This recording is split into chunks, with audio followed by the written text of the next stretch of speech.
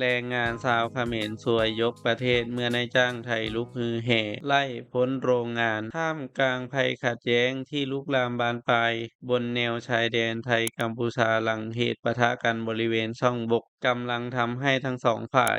ตึงเครียดต่างฝ่ายต่างตอบโต้และเหตุการณ์ต่างๆยุยวนกันไปยุยวนกันมาต้องบอกว่าไทยก็ไม่นิ่งเฉยล่าสุดแรงงานเขมรทั้งประเทศ เริ่มซวยกันทั่วหน้าเมื่อเกิดปรากฏการณ์นายจ้างไทยบอยคอตเขมรที่กำลังระบาดไปทั่วตั้งร้านอาหารเจ้าของโรงงานไปจนถึงผู้ประกอบการรายย่อยต่างทยอยเลิกจ้างแรงงานชาวกัมพูชากันอย่างเป็นระบบและในเวลาต่อมาเขมรวุ่นวายกันทั้งประเทศด่านช่องจอมไม่เปิดให้เข้าไทยช่องฮานมาเหลือ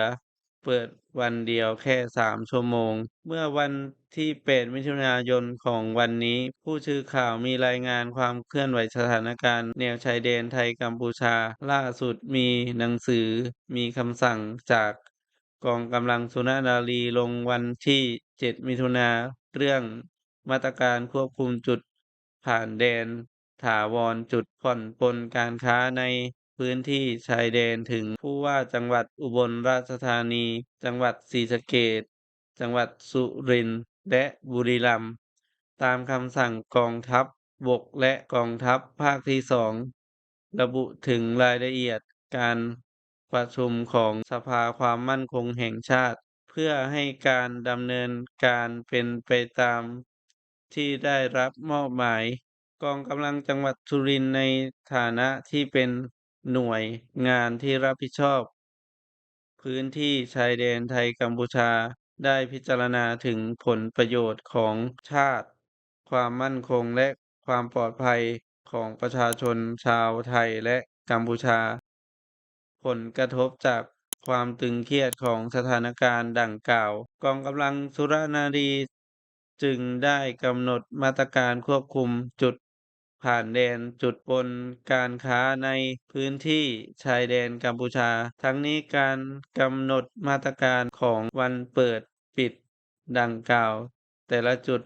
ผ่านแดนถาวร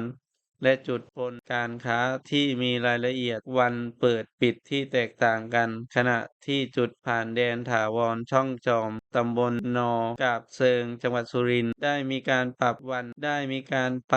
ในการปิดเปิดเป็น3 วันต่อสัปดาห์ได้แก่วันจันทร์วันพุธ และวันศุกร์ตั้งแต่เวลา8นาฬิกาถึง15นาฬิกาตั้งแต่วันจันทร์ถึงวันที่9ตั้งแต่วันจันทร์ถึงวันที่9มิถุนาเป็นต้นไปคนผ่านเข้าออกโดยใช้พาสปอร์ตและ Border Pass จำกัดการส่งออกสินค้ายุทธภัณฑ์ตามกฎหมายงดการส่งออกสินค้าเพื่อการก่อสร้างเช่นปูนซีมังยานพาหนะผ่านได้ตามระเบียบการช่วยเหลือด้านมนุษยธรรมให้เป็นไปด้วยตามระเบียบและหลักสากลหมายเหตุให้งดจำหน่ายกระแสไฟฟ้าเมื่อฝ่ายกัมพูชามีการเพิ่มเติมกำลังเป็นจำนวนมากกระทบความปลอดภัยและชีวิตของประชาชนรวมทั้งให้ปิดจุดผ่านแดนเมื่อมีการปะทะบริเวณแนวชายแดนประชาชนทั้งสองประเทศ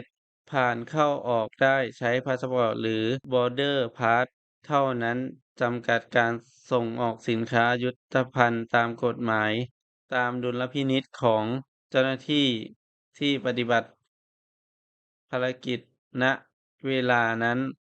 ยานพาหนะทุกประเภทเข้าออกได้ตามระเบียบและกฎหมายที่เกี่ยวข้องการช่วยเหลือด้านมนุษยธรรมให้เป็นไปตามระเบียบและตามหลักสากลโดยผ่านการพิจารณาจากหน่วย ประสานงานแนวชายแดนไทยกัมพูชาประจำพื้นที่2ขณะที่ช่องอาม่าตำบลโซงอำเภอน้ำยืนจังหวัดอุบลราชธานีประเภทจุดผ่อนปลนการค้าเปิดปิดวันพฤหัสบดีเวลา9นาฬิกาถึง12นาฬิกาคนผ่านเข้าออกไม่เกินตลาดของ2ประเทศโดยการแลกบัตรสินค้าอุปโภคบริโภคที่จำเป็นยานพาหนะไม่ได้